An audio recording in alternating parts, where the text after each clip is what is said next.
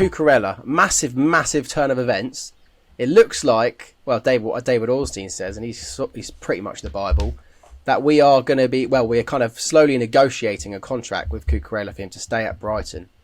That would be massive, but I still see him going then potentially next season. But the fact that we've probably got him for another season if he does sign, that's great news. That's all, but like you tweeted, Ryan, that's almost like another signing. But Jack, I'll come to you.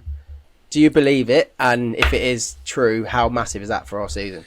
I mean, not to say I told you so to everyone, but I was always right about this. In when everybody was having a panic, I just kept saying Cucurella's staying. I don't know why everybody's having such a panic. I really didn't see him going. Same. Yeah. I think you did as well, man. Sorry, I'll give you credit rather than claim it as all me. But I never saw him going. I think it was interesting when it came out. I think it was, I can't remember who it was. It said City won't pay over 10 million 50 for million. him. 50 million. Sorry, over 10 million. 10 million. Yeah, 10 million. Christ. Over 50 million. And I saw that as well. City, as much as they can spend on whatever, they've got options out there. They've got a strategy too. Yeah, they've got a strategy. They're not. I can think of clubs which are incredibly stupid with their money, like Man United. The other side of Manchester, yeah, literally. Yeah, the other side of Manchester, who would just go, right, we'll just give. Hence why they've got an £86 million centre back playing for them at the moment, because they just saw the price and go, whatever, we'll pay whatever for him. City aren't stupid. They've got to this position with Pep Guardiola, a fantastic team who are winning titles. They know when a player's value's there. They've still got Cancelo who plays left back, even though he can play right back or whatever. And they're not desperate for him. They don't need him. That's the key word. They're not desperate. They won't be heartbroken if they don't get him this season. They'll still and Zinchenko's and also still there. they're linked with Raum as well. Raum, is it from the? I can't remember the German lad. He's very, very decent left back, and I think he's only available for about 30 million. So if they've got any sort of sense, they would see that and probably snap him up, as opposed to going for someone that's going to be an extremely inflated price for already proven Premier League player. But again, as we always say, we can't be too sure because it is Man City, and if Man City do want him enough, they will get him. Where do we get up to? Sorry, I have to go get a delivery. My bad. Still Marc Cucurella. To be honest, most of everything that I said is going to be included anyway. We probably don't need to go over it too much, I think. But the only thing that I would say is, one, City will want him. If they want him, they get him. And I think, two, they would be silly not to obviously look into at least other options that are going to be much cheaper than an English premium. And three, I think it doesn't exactly look like... there seems to be a false narrative on Twitter at the moment that Cucurella will be unhappy if he doesn't go. Yeah, I don't know where and that's complete rubbish by the looks of every single video that's released by the club. I mean, the club know what they're doing, and let's be honest, the media team know what they're doing when they're putting all these videos and content of Marc Cucurella. They know what they're doing. They're not doing it coincidentally. And I think we will see him for another year. Next year, maybe as a part of that agreement that he's going to sign, maybe there's a gentleman's agreement that if a top 2 club in the world comes in for him, then by all means he's allowed to go. As long as the valuation's met of around, I'd say 50 million.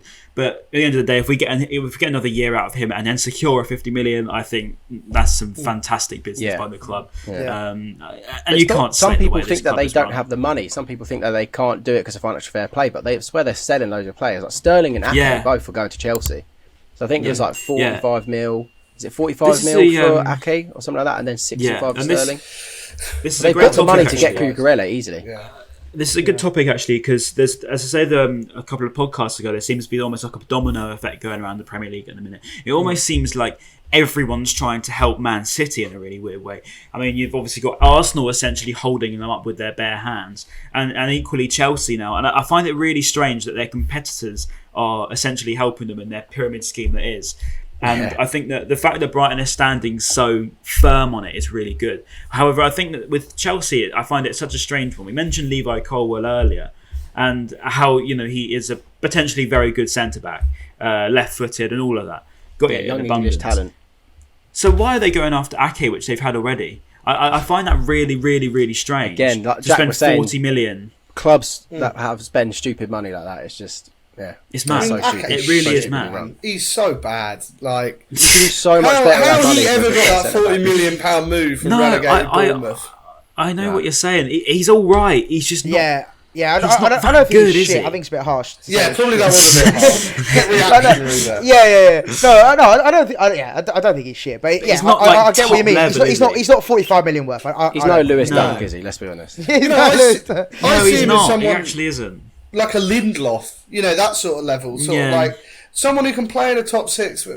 Don't know, they're not that good. I wouldn't break the bank for him. He falls in a category with actually these players are good, so I'm not slagging them off too much, but like he falls in a category with people like Ben Davis, Lindelof, Romero, Averagely. Ben Davis. Bring them to Brighton, they'd be fantastic. Yeah, but outside of that, just quickly He's as one of the well, best coaches in the world. just before we move on on Cucurella, thanks Jack for letting everyone know that I did also know that he was never going to leave. But I think for me, when you sign a 4-year contract, he signed a 4-year contract, like to prize him away, like we've discussed, it's going to take a substantial bid. So if a club doesn't meet that, the player can't really be angry. Like if he had, let's say, like similar to Basuma, he had a year left, so we sold him for peanuts, like 25 mil, whatever it was, absolute peanuts. We got, we really sort of missed out on a lot of money there, just simply because he had 1 year left. It did get better though. It did, obviously, from a first reported, it was with 25. I think it's 30 to 35 now, isn't it? Oh, okay. Still not enough, though, is it? Yeah, for Basuma, Basuma, we should be demanding 60 million or whatever. But yeah, so with Cucurella, I don't think, and talking about the quarters of Twitter saying he'll be unhappy, or whatever, he can't really be unhappy because he signed a 4-year deal and he's had a really good season. So it's not going to be like, well, he knew what he was doing when he was signing the 4-year contract. He probably wasn't thinking, oh yeah, I'm going to leave after a season. Oh, I'm raging. Let me go. Like I don't think he ever signed the contract with that intention. This is Maz. This is a good point actually, because you never really see. In recent history anyway, apart from Ostergaard, probably the only one recently, but you don't see players demand to leave and want to leave Brighton because they're unhappy. I couldn't tell you, especially under Potter, the last time a player in our first team has just been like, no, I want to get out of this club. I mean, I don't think that Ben White would have had that situation if he didn't secure his move to Arsenal. I think he would have just been, all right, we'll still play at a very decent side. And I don't think Cucurella is going to be that at all. And it's quite a testament probably to the policy that we have at the club that we don't have these players just say, I want to get out of this club, I want to get to Man City. They obviously believe in this project too, you know what I'm trying to say? Yeah, no, 100%.